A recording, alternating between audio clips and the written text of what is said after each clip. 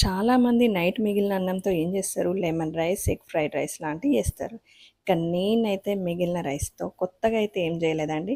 నేను గూడా అదే చేసిన. కాకపోతే నార్మల్ వైట్ రైస్‌తో కాకుండా బ్రౌన్ రైస్‌తో చేసిన. ఇదేం నేను ఇప్పుడు ఫస్ట్ టైమ్ అయితే చేయలేదు.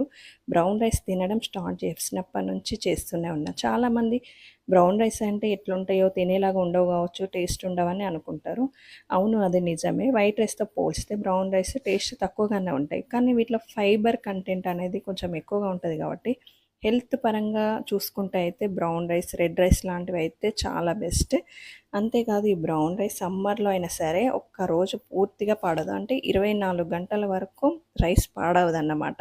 ఈ రైస్ తోటైతే బిర్యానీ ట్రై చేద్దామని చాలా సార్లు అనుకున్నా. దానికి ఇంకా ముహూర్తం అయితే ఇంకా రాలేదు.